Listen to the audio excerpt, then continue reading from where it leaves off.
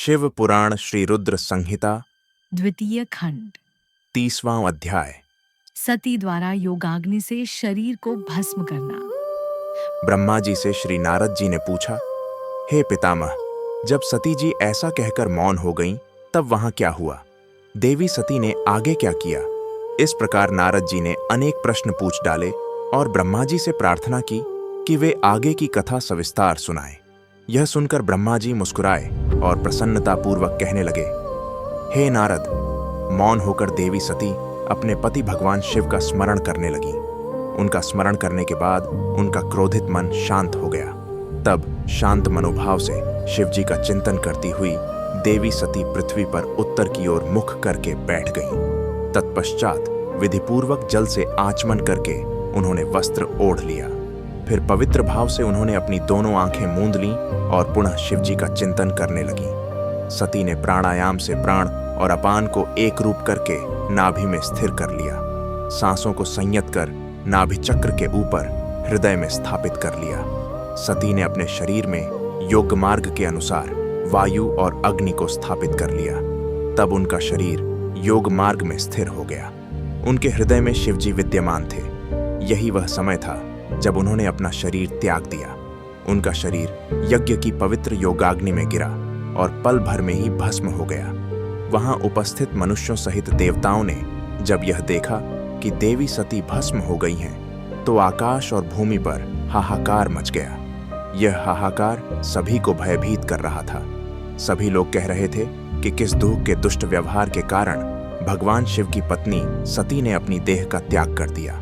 तो कुछ लोग दक्ष की मूर्खता को धिक्कार रहे थे, जिसके व्यवहार से दुखी होकर देवी सती ने यह कठोर उपाय उठाया था। सभी सत्य पुरुष उनका सम्मान करते थे। उनका हृदय असहिष्णु था। उन्होंने ऐसी महान देवी और उनके पति करुणा निधान भगवान शिव का अनादर और निंदा करने वाले दक्ष को भी कोसा। सभी कह रहे थे कि दक्ष ने अपनी ही पुत्री को प्राण त्यागने के लिए मजबूर किया है, इसलिए दक्ष अवश्य ही महानरक में जाएगा और पूरे संसार में उसका अपयश होगा।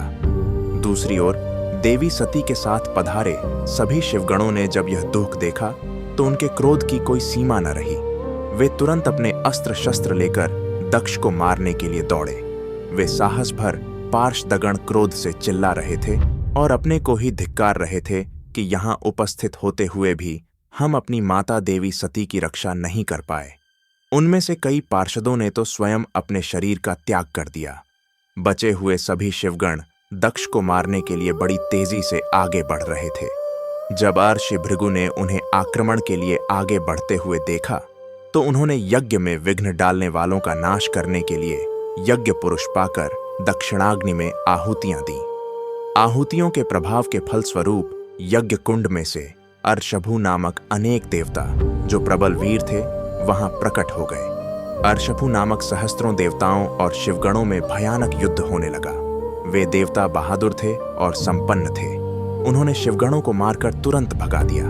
इससे यज्ञ में और अशांति फैल गई। सभी देवता और मुनि भगवान विष्णु से इस विघ्न को टालने की प्रार्थना करने लगे।